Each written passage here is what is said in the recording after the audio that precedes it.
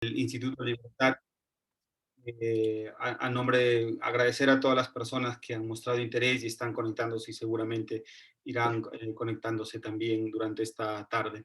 Estamos retomando algunos conversatorios que le llamamos conversatorios sistémicos, y esta vez pues con Esteban Lazo, quien ya nos había acompañado antes también el año pasado y que realmente ha sido bastante productivo de poder tener una conversación con él. Esta vez, Esteban, ustedes los que no lo conocen, pues él es psicólogo, es terapeuta familiar, doctor en psicología social, ecuatoriano de nacimiento, pero radica en México y trabaja allá en la Universidad de Guadalajara, si no estoy equivocado, además también en institutos, hace consulta y también es editor de la revista Redes de Terapia Familiar, que pertenece, que es la revista, digamos, de la red Relates, y Esteban es editor de esa revista. Además también de tener escritos, publicaciones, últimamente ha publicado un libro que justamente es el motivo del conversatorio, que a todos los que nos hemos enterado y sabemos y tenemos cercanía, no solamente agradecemos la iniciativa y felicitamos a Esteban, yo te lo dije en un momento, pero también una felicitación por el aporte que haces en el campo pues, de la terapia familiar, ¿no? Que es muy importante para todos nosotros. Entonces, en ese sentido, hoy día tenemos un conversatorio que se denomina De aprendiz a maestro, 5 niveles de desarrollo del terapeuta. Eh, Voy a iniciar haciendo una pregunta, Esteban, luego desarrollamos y dejamos al final antes de que termine esta hora, un poco que tenemos, dejamos abierto pues al micro para las personas que quisieran hacer alguna pregunta a raíz de esta conversación que vamos a tener. Así que muchas gracias por aceptar la invitación y gracias a todos por estar aquí participando. Eh, ¿De qué hablamos, Esteban, cuando hablamos de este título bastante interesante, ¿no? De aprendiz a maestro y sobre todo de los 5 niveles de desarrollo del terapeuta? ¿De qué estamos hablando y cómo esto aporta, ¿no? al mundo de la psicoterapia?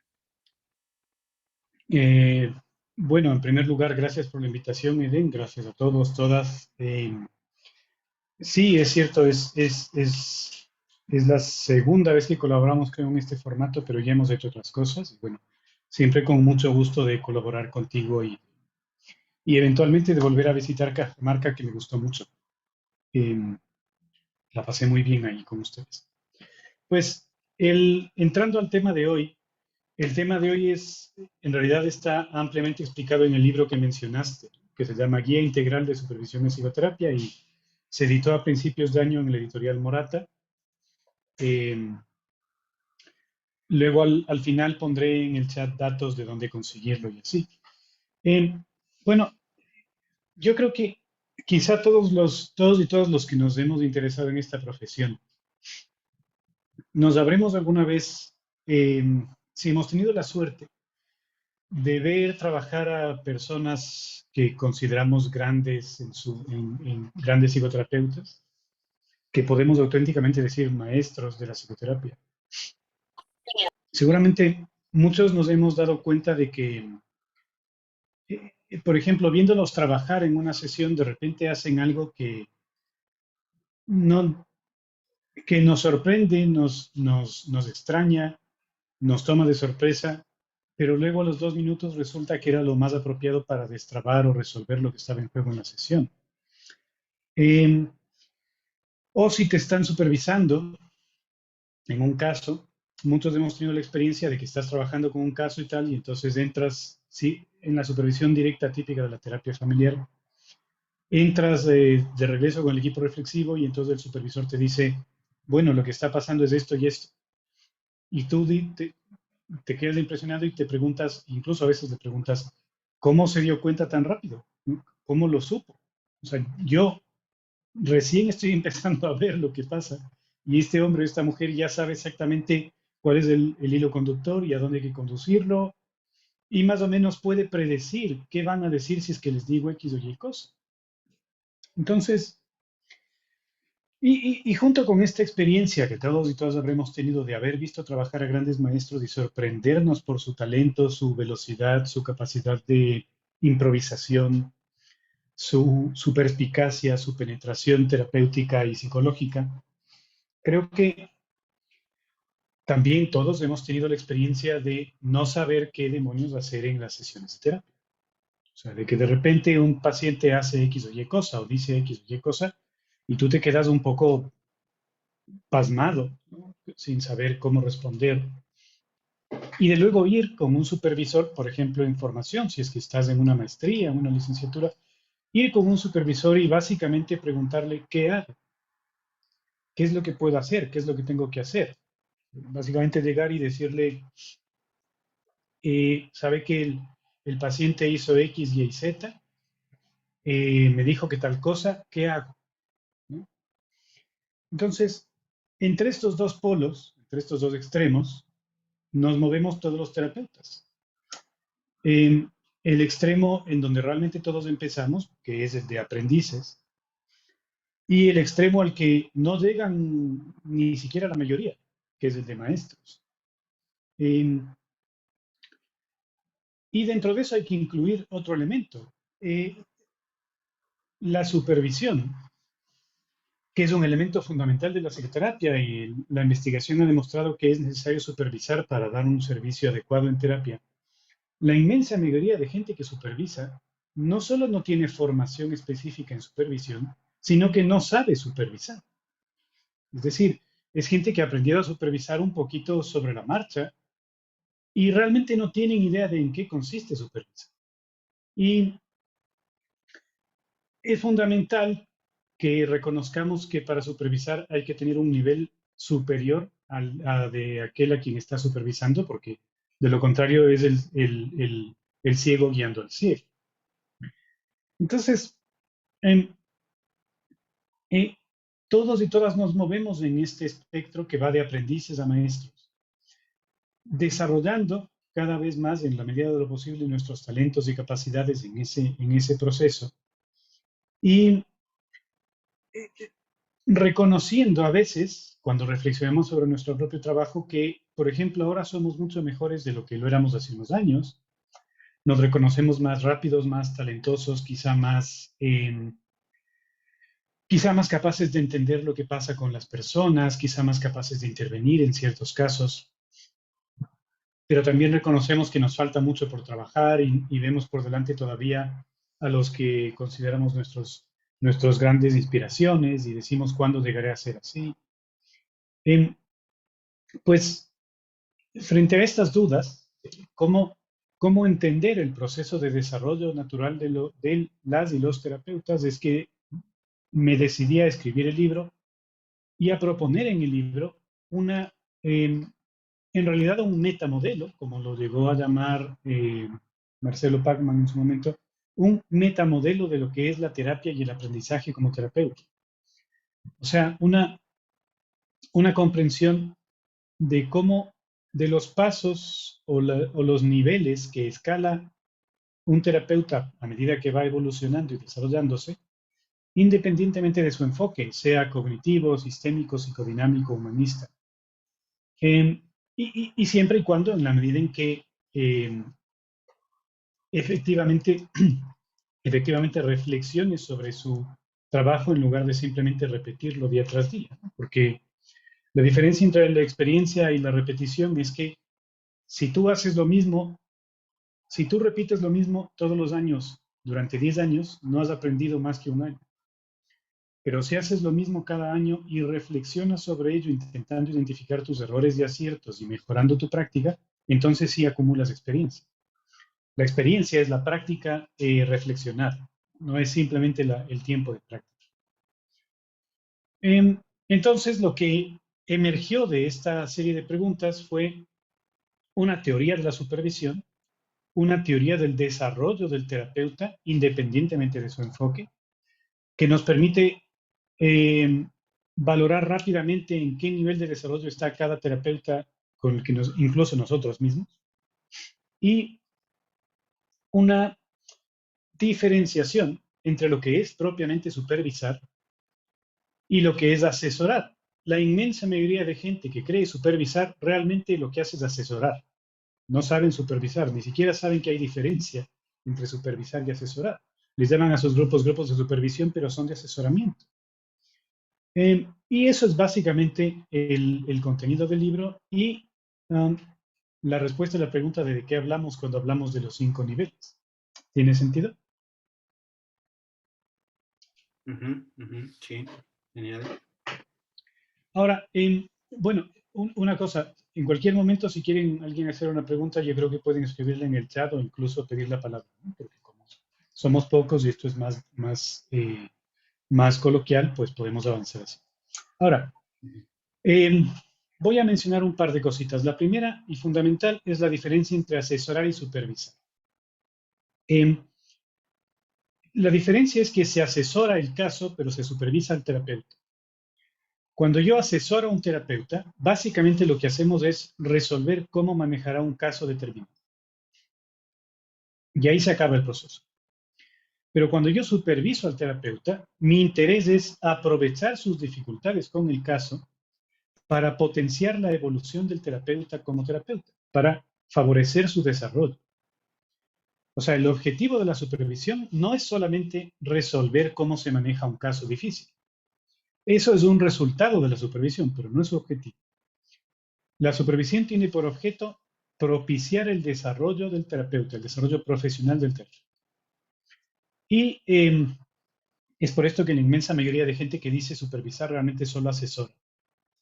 O sea, vienen los terapeutas y dicen, mire, tengo este caso, ¿qué hago? Y entonces el supervisor les dice, pues esto y el otro y te recomiendo este libro. Eso no es supervisar, eso es asesorar. Y por tanto eso no propicia el desarrollo del terapeuta. Es la clásica diferencia entre regalar un pez y enseñar a pescar. Ahí solo le estás dando un pez, pero no le estás enseñando a pescar. Ahora, una de las consecuencias de la teoría que propongo aquí y del trabajo, de la reflexión y la investigación que me condujo a eso fue el delinear los 5 niveles del desarrollo del terapeuta. Es decir, ¿cómo podemos identificar en qué nivel de desarrollo nos encontramos o se encuentra cualquier terapeuta y de qué manera eso incide en cómo aborda los casos y en cómo concibe su trabajo y en general en toda su forma de funcionar? Y entonces, en el libro propongo 5 niveles, ¿no? Que son como una pirámide, ¿no? Donde la base son los aprendizajes. Es también una pirámide porque cuanto más arriba, menos hay. Porque la psicoterapia, como cualquier oficio, toma años de aprendizaje para dominarla, toda una vida. Entonces, hay infinita cantidad de aprendices, que es el primer nivel. Hay una cantidad grande de practicantes, que es el segundo nivel. Hay una cantidad mediana de terapeutas, que es el tercer nivel. Desde mi punto de vista, uno solo es terapeuta realmente y propiamente a partir del tercer nivel. Antes de eso todavía está aprendiendo, lo que requiere más o menos 10 años de práctica. Hay menos avanzados, que sería el cuarto nivel, les llamo experto, y hay pocos y pocas maestros y maestras. Porque para ser maestro o maestra de algo se requiere toda una vida y la psicoterapia igual. Por eso, habrás notado que las gentes que los demás reconocemos como maestros o maestras son gente grande, son gente que tiene su edad, gente que tiene 30, 35, 40 años de experiencia y que además ha acumulado experiencia no solo haciendo terapia, sino también enseñando terapia, supervisando terapia, escribiendo sobre terapia, quizá aplicando las ideas de la psicoterapia en otros contextos como la intervención organizacional o el trabajo en relaciones internacionales o el trabajo en reducción de conflictos. Cuando pensamos en grandes maestros o maestras de la terapia, nos vienen a la mente personas de 60, 60 y muchos años. Porque el dominar un oficio requiere años de práctica y años de reflexión. Y en realidad, cada uno de nosotros, en cualquier momento de nuestra carrera profesional, nos encontramos en alguno de estos 5 peldaños.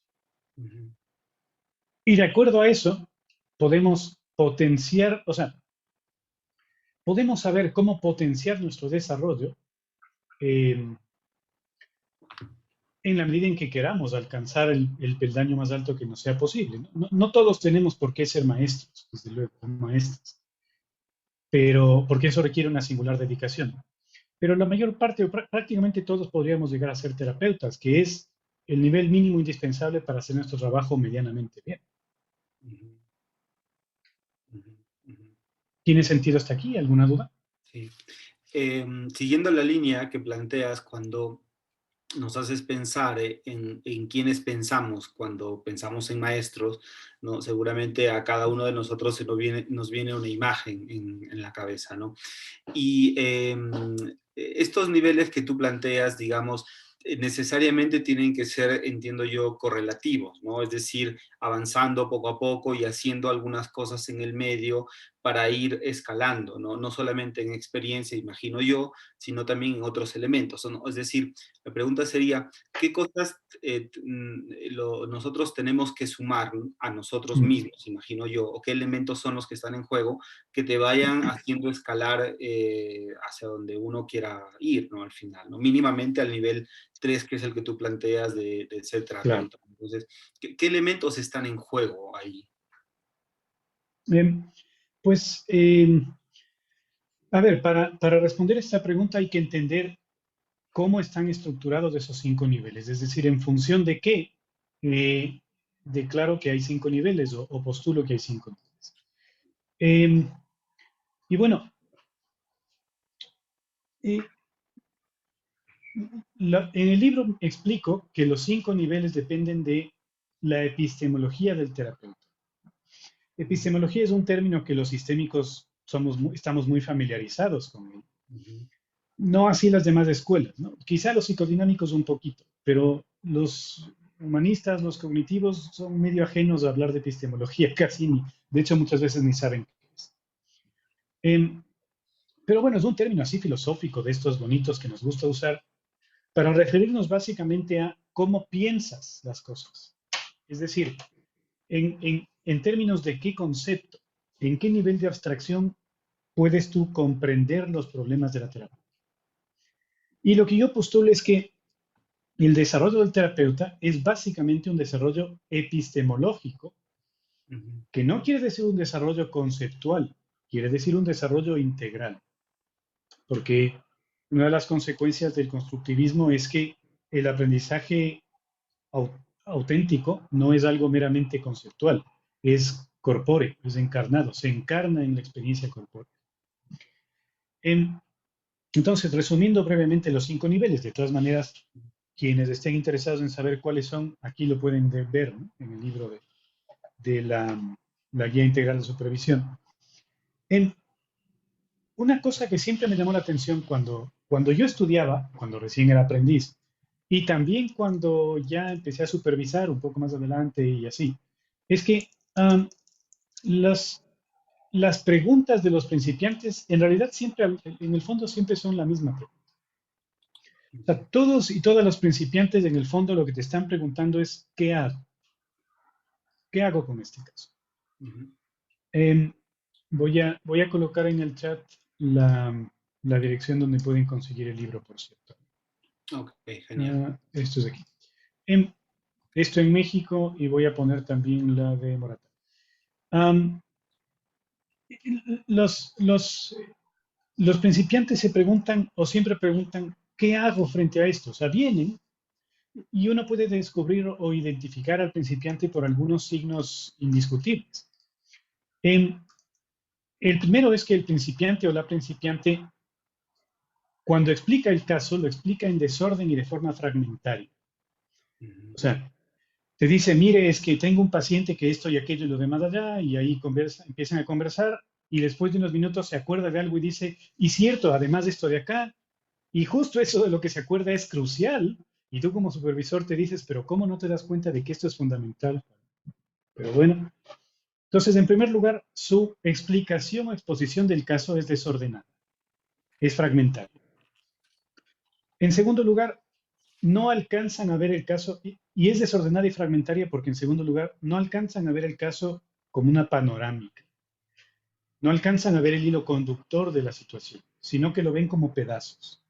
O sea, dicen, por ejemplo, el paciente tiene problemas con su mamá y con su mamá es muy irritable y se pelea y no consigue trabajo y se siente deprimido en relación con sus hijos, siente que sus hijos no le valoran. Y el principiante o la principiante ven estas tres cosas como tres cosas distintas. Saben intelectualmente que alguna relación tienen, pero no alcanzan a ver la relación. Entonces te cuentan una cosa, luego la otra, acumulando detalles que realmente son irrelevantes. Y entonces me dijo esto y me dijo aquello. Eso es X, ¿no? Y todo esto corresponde a su nivel de desarrollo epistemológico. Él o la principiantes interpretan la realidad terapéutica en términos de técnicas. Por eso también, como la inmensa mayoría de la gente cuando vas a los congresos de psicoterapia y eso, la inmensa mayoría de los asistentes son principiantes, porque es gente que está estudiando la carrera o la maestría. Y por eso, en esos congresos, los talleres de técnicas tienen un montón de taquilla y muchísima gente va. Cuando en realidad la técnica es lo menos importante de la terapia. La técnica no importa. La técnica es secundaria, es X. La mejor técnica en una relación terapéutica poco útil no sirve. Y en una buena relación terapéutica, una técnica mediocre o poco útil redunda en mucha potencia. Pero el principiante solo alcanza a ver la terapia en términos de técnicas, es decir, en términos de problemas concretos a los que si les aplica una técnica, los resuelve. Entonces viene y te dice, tengo este problema, ¿cómo conseguir que el paciente deje de consumir marihuana? ¿Qué hago? ¿Qué técnica le aplico?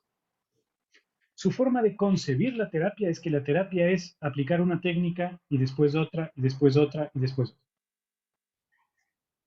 Y la terapia no es eso, ya para aquellos y aquellas miembros de la audiencia que eso crean, ya les rompo sus ilusiones infantiles diciéndoles, la terapia no es eso. Eso es como tú aprendes, pero no es eso en lo absoluto. Irónicamente, hay modelos terapéuticos que creen que la terapia es eso.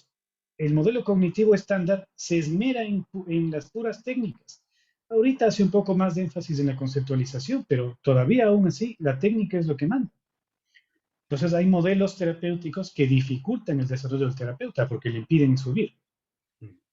Ahora, llega un momento en el que el terapeuta principiante, habiendo reflexionado y habiéndose dado cuenta de algunas cosas, comprende que no es solo la técnica lo que constituye la terapia. Los momentos en los que comprende esto tienen que ver con la aplicación de la técnica. Por eso, la técnica no es el fundamento de la terapia, pero es indispensable para aprender. Por ejemplo, el terapeuta principiante, después de un tiempo de práctica, se da cuenta de que cuando aplicó tal técnica, la técnica de silla vacía gestáltica, con tal paciente, tuvo tal efecto positivo. Pero en cambio, cuando aplicó la misma técnica con tal otro paciente, tuvo un efecto negativo. Y cuando aplicó la misma técnica con este otro paciente, no pasó nada en concreto. Y entonces el principiante se empieza a preguntar, a ver, ¿cómo es que la misma técnica no funcionó en un caso, en otro sí y en otro más o menos? Cuando es la misma. Y cuando aparentemente el problema era el mismo. Y es ahí, en ese momento, cuando puede saltar al siguiente nivel de desarrollo, que le llamo practicante, cuyo nivel epistemológico, cuya forma de entender la terapia es la teoría. El practicante se diferencia del principiante en que el practicante ya logra tener una hipótesis del caso. O sea, se agarra de la teoría que emplea, por ejemplo, la teoría de Minuchin, o la terapia narrativa, o la teoría de Aaron Beck, o la teoría gestáltica de Fritz Perls, o lo que tú quieras, porque este es un metamodelo, se aplica a cualquier enfoque. Se agarra de esa teoría y en base a eso logra explicar o empezar a entender por qué el paciente presenta el problema que presenta, o la familia. Por ejemplo, dice, claro, es que claro, El paciente no puede librarse de su adicción a la marihuana porque con esa adicción a la marihuana les transmite a los padres un mensaje de que por culpa de ellos está tan mal. Por su culpa estoy jodido. Entonces, claro, ese mensaje que nace de sus lealtades invisibles es lo que le impide abandonar el consumo. Cuando el terapeuta reflexiona de esta manera, ya está un paso por encima del aprendiz, porque ya no es la pregunta ¿qué hago? Aquí la pregunta es ¿cómo entiendo esto? Por eso, cuando yo superviso a los aprendices, por ejemplo, cuando superviso en licenciatura, y entonces estamos atendiendo un caso, entonces hacemos la reflexión, entonces les digo, bueno, ¿qué les parece? ¿No? ¿Qué creen? ¿Cómo lo ven? ¿Qué creen que hay que hacer? ¿Qué piensan? Y entonces siempre algún alumno o alumna dice, pues yo creo que hay que hacer tal cosa. Sistemáticamente yo les pregunto, ¿para qué? ¿Con qué fin? Y también sistemáticamente se quedan pensando y dicen, no sé. Entonces yo les digo, bueno, si no sabes para qué, entonces, ¿cómo sabes que va a funcionar o no?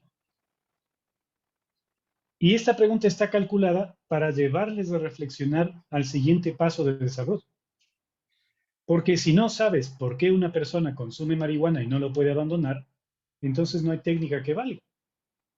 Del mismo modo que si no sabes por qué alguien tiene dolor de estómago, no hay medicina que sirva. Antes de poder proponer la medicina, tienes que tener el diagnóstico, porque si no, no puedes. Es lo mismo. Entonces, el segundo nivel de desarrollo es el nivel de la teoría. En ese nivel, el terapeuta es capaz de teorizar sobre el caso. Es decir, claro, lo que pasa es que está triangulado en medio de su familia, por dar un ejemplo. O lo que pasa es que eh, es el chivo expiatorio de su familia. O lo que pasa es que hay una confusión de roles y no está, la estructura de la familia no está bien, o lo que tú quieras. No importa la teoría con la que lo entienda, siempre y cuando sea una teoría terapéutica propiamente dicha y no esas cosas exóticas que circulan por ahí, que lo que tienen de malo es que son pensamiento mágico y por tanto todo va. Siempre y cuando sea una teoría terapéutica propiamente dicha, el terapeuta es capaz de, en ese nivel de desarrollo, dar una explicación. Fíjate que esto es interesante también, como una parte. Si el paciente le pregunta al terapeuta principiante por qué le pasa lo que le pasa o de qué manera le va a ayudar, el terapeuta principiante lo único que le puede responder es mediante estas técnicas. O sea, si el paciente pregunta, oiga, ¿por qué me cuesta tanto abandonar la marihuana, doctor? El principiante no le puede decir más que porque eres un adicto, que realmente es una redundancia. Claro. En cambio, en el segundo nivel, el practicante ya puede dar alguna explicación. Tal vez no la mejor explicación, tal vez no la más apropiada, pero alguna. Ya puede decir, mira, porque la marihuana es el rehén de tu relación con tu familia. Y mientras tú quieras vengarte de los desaires que sientes que recibiste, la vas a utilizar. Digo, no muchos principiantes podrían dar una explicación tan clara como esta, pero se entiende, ¿no? La idea. Ahora, ese es el segundo nivel. Y entonces notarán que al principio dije que desde mi punto de vista, uno solo es terapeuta a partir del tercer nivel. Claro, porque en el tercer nivel lo que ocurre es que el terapeuta se da cuenta de que la teoría tampoco es lo más importante en la terapia, tampoco es lo que manda lo que hay que hacer en terapia y que la persona cambie o no. Porque se da cuenta de que diferentes pacientes evocan en él o en ella diferentes tendencias teóricas. O sea, en otras palabras, en algunos casos, en algunas familias se pone del lado del hijo o de la hija y en otras se pone del lado de los padres. Se siente más compelido a apoyar a uno o a apoyar al otro. Y una vez que hace esto, lo envuelve en teoría, pero a medida que va aplicando esto con diferentes casos, acumulando experiencia y reflexionando, se empieza a dar cuenta de que la subjetividad del paciente y el terapeuta enmarcan cualquier teoría y cualquier técnica. Tan simple como, si el paciente me cae mal, es más posible que le diagnostique un trastorno de personalidad. Porque me cae mal.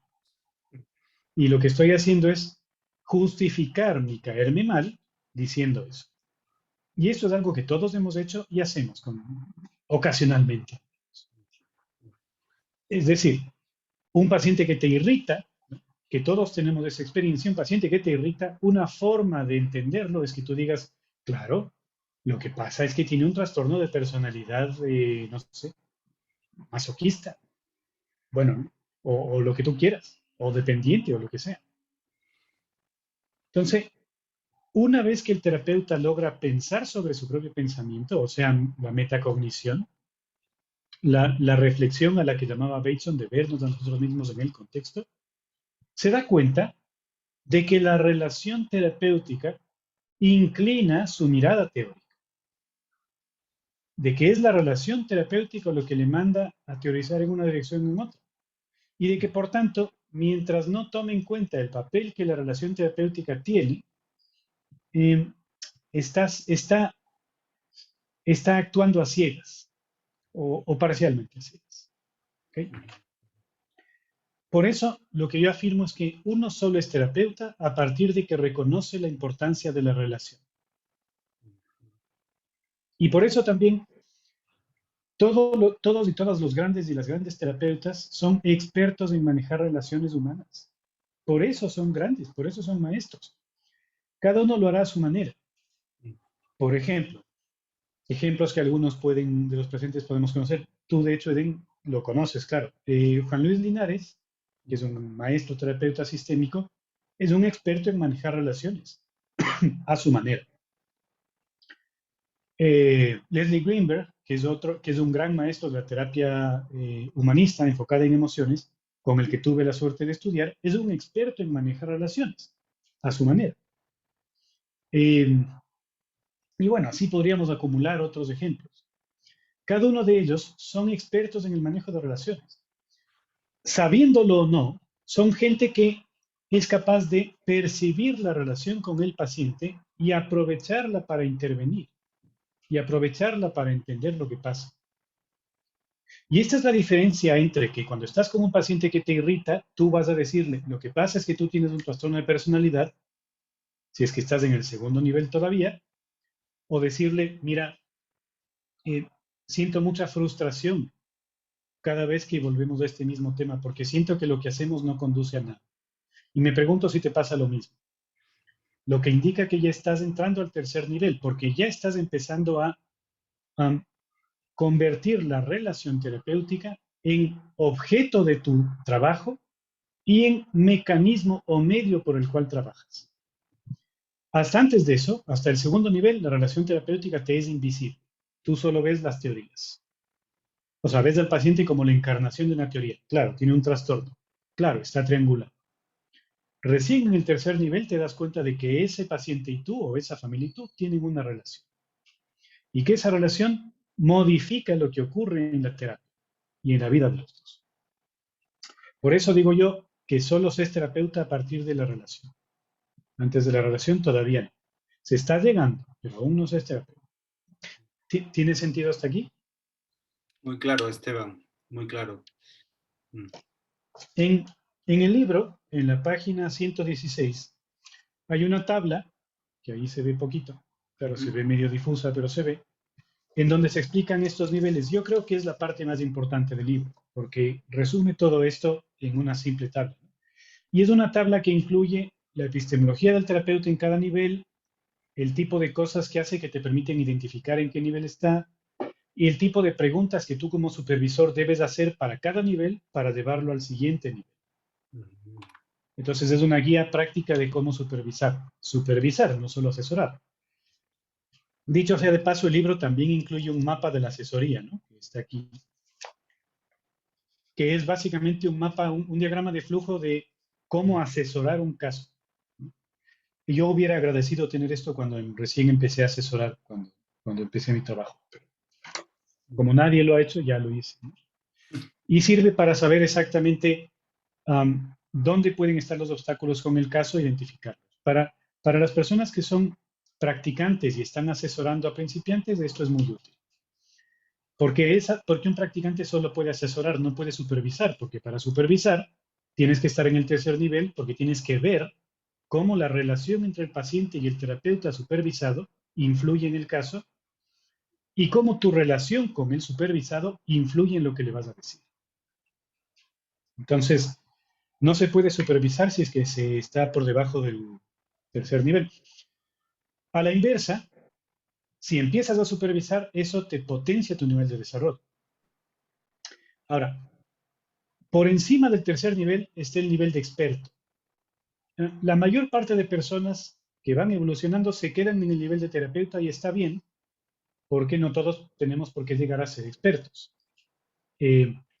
Siendo terapeuta puedes ofrecer un servicio suficientemente. La diferencia es que el experto es mucho más rápido en percibir las cosas. Y una de las cosas que facilitan esta velocidad es que el experto, además de tener experiencia como terapeuta y como supervisor, tiene experiencia docente. Una forma de potenciar tu capacidad es enseñar terapia. Porque enseñar terapia específicamente te fuerza a, a hacer lo que es necesario hacer para este cuarto nivel de desarrollo. Cuando un alumno o alumna te pregunta, oiga, ¿y por qué pasa esto? ¿Y cómo es esto? ¿Y esto de qué se trata? Tú tienes la necesidad o estás en la responsabilidad de tratar de explicárselo de la forma más clara y sencilla posible. Es decir, de destilar el aprendizaje o el conocimiento en una o dos frases sencillas que le puedas dar. El cuarto nivel, el experto, piensa la terapia en términos de principios generales de la terapia, que son precisamente estas pepitas de oro, estas bases fundamentales del conocimiento terapéutico, que cuando enseñas vas aprendiendo a hacer, vas aprendiendo a sintetizar a partir del conocimiento. Por ejemplo, eh,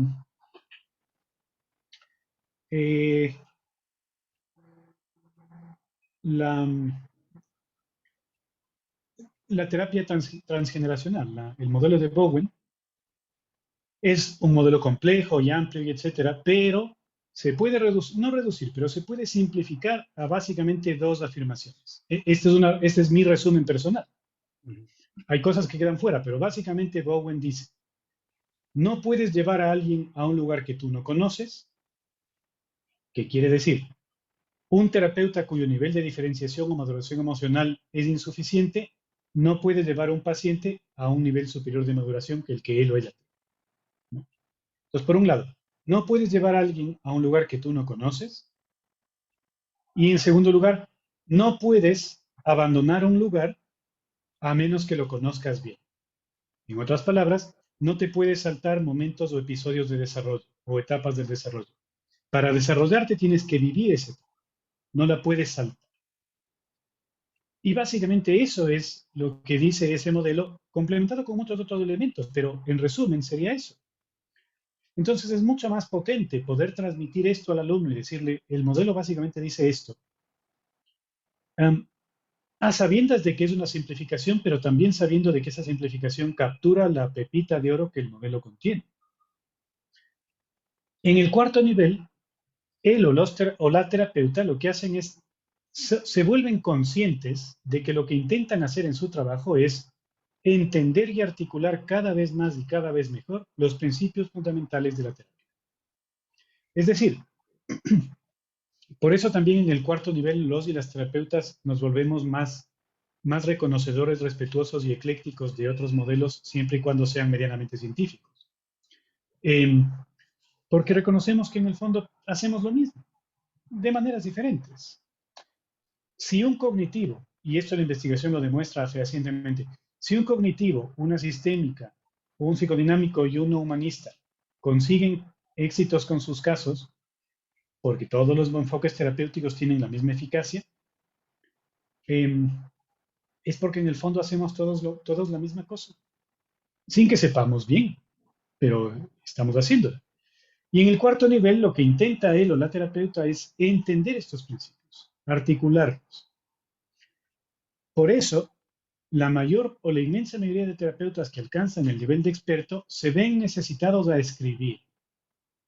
Porque una vez que tú intentas o logras articular lo que tú consideras el fundamento último de la terapia, te ves necesitado de compartirlo y entonces tienes que escribirlo o, o, o explicarlo a los demás. Y escribirlo ayuda a mejorar tu desarrollo porque te obliga a simplificar, a llegar al fundamento, a llegar al principio de las cosas. Entonces, claro, aquí también hay otro elemento. Como cada uno de los siguientes niveles te permite reevaluar los anteriores, porque es un aprendizaje ortogenético, que es como Piaget le llamaba a su modelo. Es decir, cada estadio de desarrollo es una reconstrucción de los anteriores, es una profundización de los anteriores. Cuando el terapeuta alcanza el nivel de experto, se vuelve capaz no solo de aplicar técnicas, sino sobre todo de crear técnicas. Los terapeutas y las terapeutas expertos crean técnicas una tras otra. Sí, y a tal punto que ni siquiera se dan cuenta de que las están creando. Salen así naturalmente. Tal vez luego alguien ve, por ejemplo, esto le pasaba a Erickson, ¿no?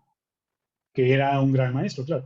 Resulta que Erickson, como varios de los grandes terapeutas estudiaron con él, cada uno de ellos tiene su propia versión de Erickson, porque cada uno de ellos se quedó con una partecita. Entonces, Jeffrey Sachs se quedó con un pedazo, y Jay Haley se quedó con otro pedazo, y los de la PNL con otro pedazo, porque Erickson iba creando cosas una tras otra espontáneamente según iba trabajando, porque tenía un dominio de los principios básicos de su trabajo. Entonces, lo mismo en otros modelos. Eh, por ejemplo, en el modelo de centrado en soluciones, el mismo Diceiser cuenta que el centrado en soluciones nació de que un día estaba él sentado con los alumnos atrás del espejo viendo trabajar a su esposa, Inso Kinder, y de repente a la esposa se le ocurre hacer la pregunta de escala. Pero así, de la nada. Se le ocurre preguntar, oiga, llegó una escala de 1 a 10, bla, bla, bla, lo que hacen. Y entonces, atrás, uno de los alumnos le dice, oiga, esa pregunta de dónde sale, muy buena, ¿eh? Entonces Diceiser dijo, es verdad. Y ahí se les ocurrió que eso podía ser una técnica, y de hecho de esa técnica termina naciendo en buena medida el modelo. Entonces, claro, cuando tú dominas los principios, puedes crear técnicas, porque las técnicas no son más que aplicaciones de principios. Y entonces uno diría, ya, pero entonces ya se acabó, ¿no? Cuando ya dominas los principios, se acabó el desarrollo. No, porque encima de eso está el maestro o la maestra. Y la diferencia es que el experto es capaz de articular los principios, pero el maestro o la maestra los incorpora en su forma de ser. Entonces, creo que todos habremos tenido la experiencia de notar cómo los grandes maestros de un modelo terapéutico encarnan ese modelo en su forma de ser. Por ejemplo, los grandes maestros de los modelos o maestras de los modelos humanistas, rogerianos, eh, tienen naturalmente una disposición a la escucha empática. O sea, uno siente cuando está con ellos que naturalmente les fluye escuchar con empatía. Se percibe, es parte de su forma de ser. Es algo que han practicado sistemáticamente durante tantos años que ya su propia psique se acomodó a eso de forma que lo hace de forma casi espontánea. Entonces, en resumen, él o la maestra lo que hacen es encarnar esos principios.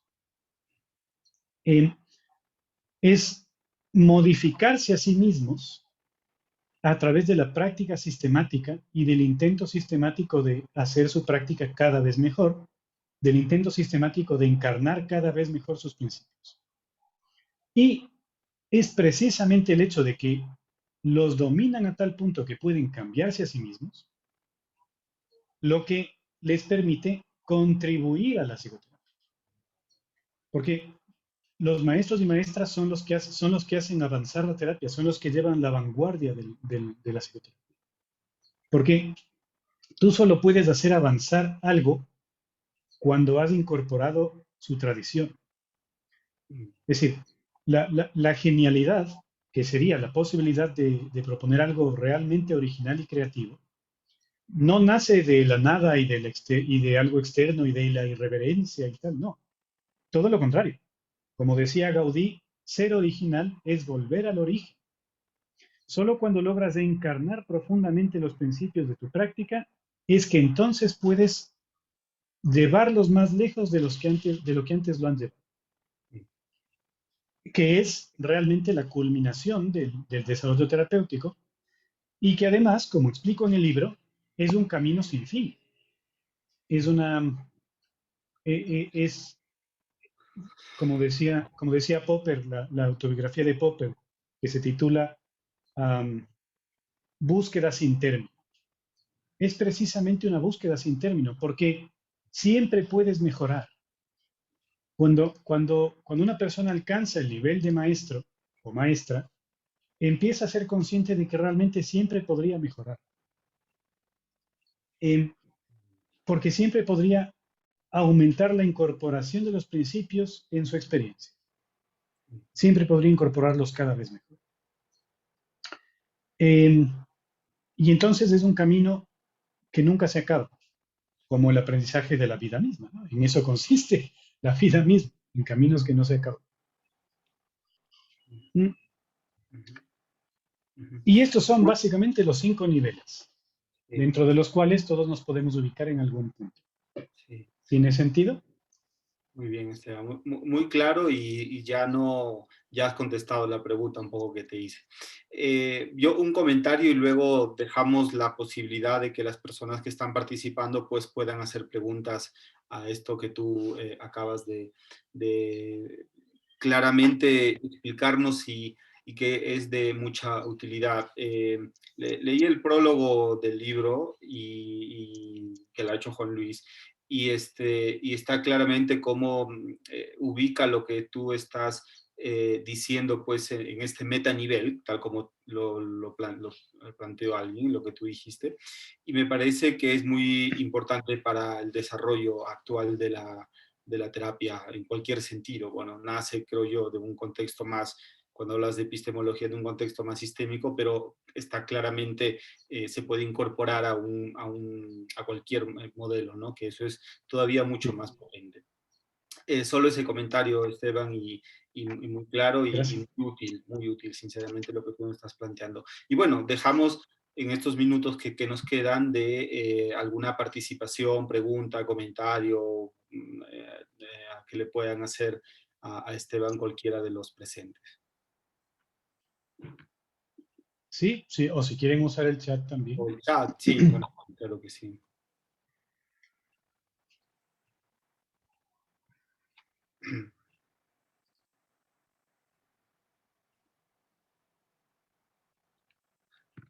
Sí.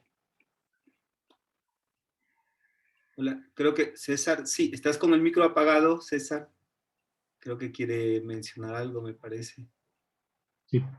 Sí, pero está con el micro apagado. Eh, creo que tú le puedes pedir que lo... Ah, sí, quizás Valeria, sí, quizás Ahí hemos... ya creo que... Ok, ¿sí me escucho ya, verdad? Se te Sí, escucha muy bajito. Ah, ok, ok. A ver Ahí si... está mejor. bueno, soy de México, soy psicólogo, soy maestro también de universidad. Y ahorita que estaba mencionando, pues nuestro ponente me llamó mucho la atención como lo que nos decía de cómo vamos pasando por diferentes etapas, ¿no? Y me acordé cuando estaba estudiando psicología, cómo al principio era, quiero técnicas, ¿no? Dime técnicas, cuáles son las técnicas, quería saber qué hago con este caso. Pero creo que aquí lo que nos quiere dar a entender es cómo comprendes el caso, ¿no? No tanto qué hacer con el caso, sino qué tanto estás comprendiendo como el caso, qué tanto estás Ujú. comprendiendo la situación del paciente, no tanto el cómo vas a intervenir, porque normalmente pues creo que con mis alumnos le dicen, no, ¿cómo hago esto? No, ¿cómo hago esto? Es que primero compréndelo, y lo comprende como el caso, ¿no? Y lo comprende también cómo estás haciendo tú como terapeuta con el paciente, ¿no? Qué está pasando ahí en la interacción. Creo que sí, bueno, lo que yo más me llevo como la conversación, como el día de hoy, es sobre todo porque es la parte de no busquemos como técnica, o sea, busquemos más bien como yo lo veo mucho desde mi enfoque sistémico, yo lo veo como una comprensión del sistema. Comprender el sistema porque es verdad lo que estaba, como la parte de, a veces vienen a supervisarme casos y me piden, bueno, hasta atrás, yo lo veo así, ¿no? Vienen y a sus asesores, y vienen diciéndome, no, pasa esto, esto, esto y eso, y lo hacen como, eventos aislados, y ahorita pues normalmente yo les digo eso, ¿no? Digo, todo tiene una conexión, yo va teniendo como una conexión, digo, recordemos que el sistema, y pues el sistema va entrando como todo, y a mí me agradó como bastante, sobre todo con este punto de no buscar como tanto las técnicas, creo que sabes lo que estamos cuando estamos estudiando psicología o estamos ya como terapeutas, que es la parte de quiero técnicas, digo, pero mencionaba, ¿no? La técnica no sirve, el medicamento no sirve de nada si no sabes cuál es el diagnóstico, no te va a decir cómo sirve nada, entonces, nada, como para compartir eso, que también es verdad, sí se ve con los alumnos que vienen y buscan en esta parte de pues, como que ya. Pero pues como mencionabas, me agradó mucho esa parte como subiendo, no porque, por ejemplo, yo como esta universidad pues me toca teniendo la edad que tengo a veces como de, tú eres alumno o eres maestro, todo esto, pero creo que entiendo muy bien el mensaje. No es, o sea, la edad claro que te va a hacer como que vayas subiendo, pero podemos tener gente muy grande que pues no son maestros. Entonces, gracias a que Sí, digo, es cierto. Sí. Lo que no podemos tener es gente muy joven que sean maestros. Eso sí no podemos tener, Claro, porque se requiere experiencia, ¿no? Como decía, bueno, el viejo principio, de primum vivire dendre filosofare. Primero hay que vivirlo. Ahora, dentro de lo que dices es correcto. O sea, efectivamente los principiantes vienen preguntando qué hago, y el problema es que si les respondemos al qué hago en el nivel que ellos están esperando, pues no ayudamos a que desarrollen su habilidad terapéutica. Porque luego tú le dices, haz esto o aquello, ¿no? Aplica esto o aquello, se van y lo hacen, y si es que no funciona, no saben cómo manejar. El, el, Luego hay un segundo elemento que no amplié, no desarrollé, pero lo menciono brevemente, que es la técnica la técnica es indispensable para aprender, pero no es la fuente del cambio terapéutico. Y es curioso porque la inmensa mayoría de teorías se venden en base a técnicas. La técnica es lo de menos, porque eh, no es la técnica la que genera el cambio.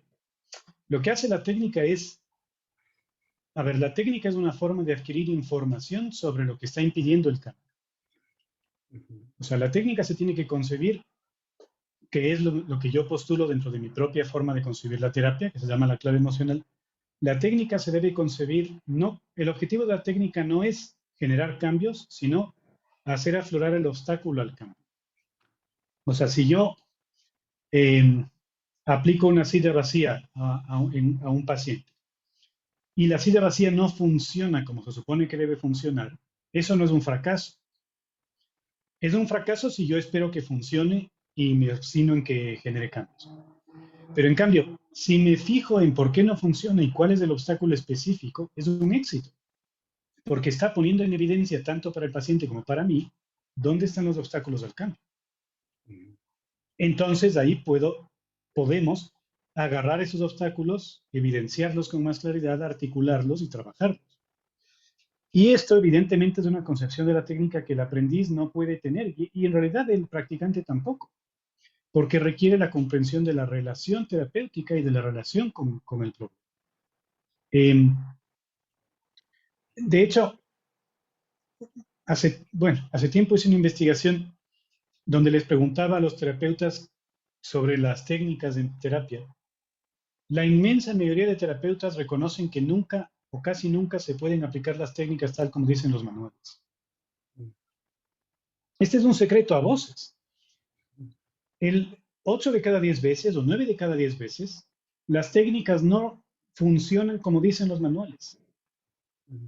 Todos los terapeutas que tenemos un mínimo de experiencia sabemos eso, pero en los congresos no se dice. En los congresos van y te venden la técnica, cuando la realidad es que todos sabemos que cuando ya estás tú sentado en tu consulta con los consultantes que tú tienes, esa técnica no va a funcionar como dice el libro. Esto es como decía Ricardo Ramos, que es otro de mis maestros. Él decía, es maravilloso leer los libros de Minuchin y Mara Selvini y todos estos señores y señoras, pero también es maravilloso darte cuenta de que las familias que ellos atendían no son las que tú atiendes. Porque si tú intentas hacer lo que ellos hacían, no sales. Entonces, claro, si tú estás atrapado en el primero o en el segundo nivel, no tienes mucho margen de maniobra porque estás forzado a que la técnica funcione en el primer nivel, que la teoría encaje en el segundo nivel. Y no funciona así. Es recién a partir del tercer nivel que tú eres consciente de que la técnica y la teoría no son más que aplicaciones concretas a una relación y que por tanto puedes trabajar desde, en y con la relación, que en los anteriores no puedes. Em, Y cuando digo trabajar con la relación, no me refiero a utilizar técnicas para mejorar la relación, que es como lo entendería alguien del primer nivel o incluso el segundo nivel. Em, por ejemplo, esto de, para desarrollar un buen rapport, tienes que hacer mirroring. Y entonces tienes que imitar lo que el paciente hace y sus gestos y tal. Esto es una tontería. O sea, no puedes, porque eso sería suponer que la relación terapéutica se puede manipular técnicamente. Si se manipula, no es auténtica. Si no es auténtica, no es una relación. Es una ficción.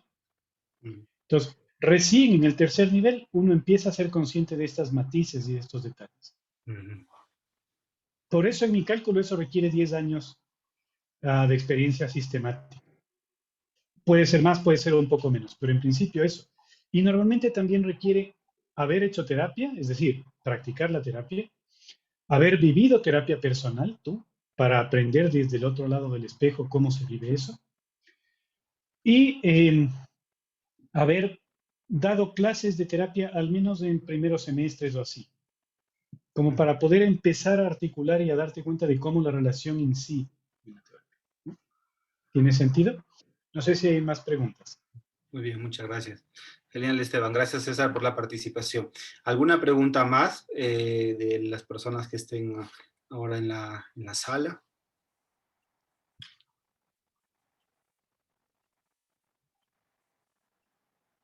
¿No? Ok, ok. Ha sido todo muy claro, Esteban, en realidad, y yo Me alegro. creo que nos dejan, personalmente te digo, nos dejan pensando al respecto no solamente de uno y su desarrollo, cómo podemos seguir, sino también de, yo, en dos aspectos, ¿no? Uno, que yendo ya esto aterrizándolo en los centros de formación, por ejemplo, de cualquier modelo, de cualquier tipo, cuán importante es entender esto, ¿no? Porque si no uno brinda mucha teoría, digámoslo así, o solo práctica, o lo que sea, o no hace Sí, supervisión, sino otras cosas, y quizás impida un buen desarrollo del estudiante de terapia, ¿no? Yo creo que eso cobra una relevancia muy importante en cuanto a los que podemos tratar de formar personas que se, digamos, personas que estén interesadas en la terapia, digamos, sumar a estas formaciones. Y lo segundo es que también deja esa sensación de decir, mira cuánto, mira dónde estoy y mira cuánto me puede faltar, que no es mala, es claro. muy No, positiva, no. ¿no? Porque si no y pensaríamos eso, nunca podríamos avanzar. Pero también deja la sensación, y creo que está bien dejarnos con la sensación de hacia dónde más quiero ir o qué más tengo que aprender o a quién más tengo que preguntar al respecto de lo que yo estoy haciendo Correcto. en formación como terapeuta, ¿no? Solo esos comentarios ya para ir cerrando. No sé si tú tienes algún comentario final, Esteban.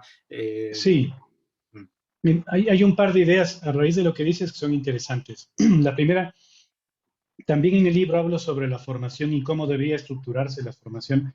Y lo que digo en el libro, intento aplicarlo dentro del proceso de formación que yo mismo he construido sobre mi propia forma de trabajo en terapia.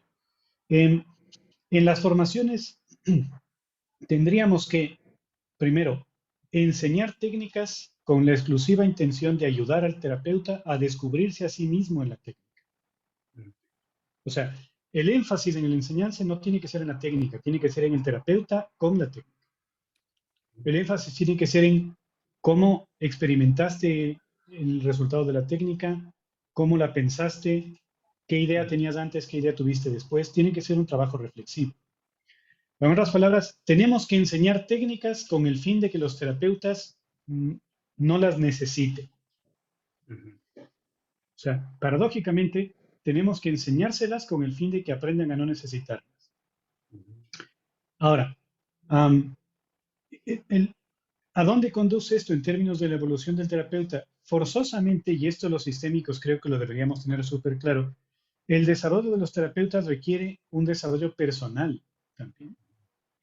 Entonces, idealmente, los procesos formativos deberían incorporar un elemento personal. La supervisión auténtica y propiamente dicha incorpora eso.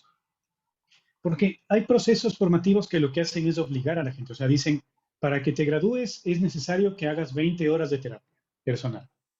Yo creo que eso es un error, es una forma equivocada de manejar. Lo que tenemos que hacer más bien es, dentro del proceso formativo, utilizar la supervisión y el trabajo con casos para que el terapeuta tropiece con sus dificultades personales que todos y todas tenemos, y una vez que se le hacen evidentes, reconducirlo a la terapia. Porque la terapia solo sirve si tienes una motivación. Si vas por cumplir las horas, no te abres realmente, porque no sientes que tienes algo que quieres realmente cambiar. En cambio, dentro de la supervisión tú puedes decir, mira, fíjate cómo, ¿en qué se parece? ¿Viste que tuviste problemas con este y este paciente? ¿En qué se parecen los tres?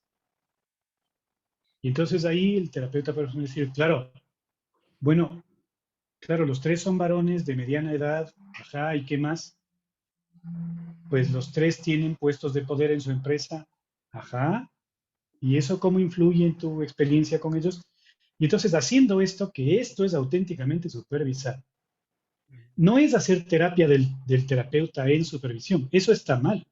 Claro. Trabajar en supervisión los problemas personales del terapeuta está mal, es un error. Además, lastima la supervisión. Es evidenciar las dificultades personales que le impiden hacer bien su trabajo para que teniéndolas claras pueda llevarlas a su propio terapia. Y esto es algo que deberíamos, y en algunas formaciones se incorpora. Y en las que se incorpora, normalmente favorece y potencia el desarrollo de los terapeutas. Y bueno, con esas ideas me gustaría dejarnos el día de hoy. Gracias por la invitación a compartir.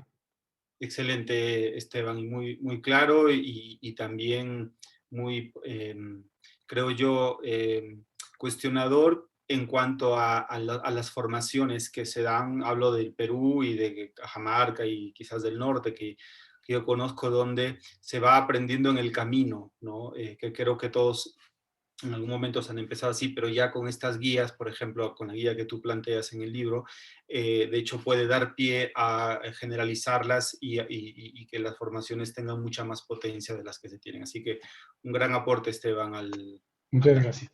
La terapia. Muy bien, muchísimas gracias también a todos los que se han conectado hoy día. Con esto estamos dando por finalizado el conversatorio. No sé si Valeria podríamos tomar una foto con los que estamos, y si pueden prender la cámara sería excelente, por favor, los que podrían, para tomarnos una foto final de este conversatorio. Si no, bueno, ahora ahí, miren, algunos ya se animan. Gracias, Hola, Leticia. Leti. Muy bien, genial. Ok. Muy bien. Gracias, Mariana, también. Mariana, hola. Genial.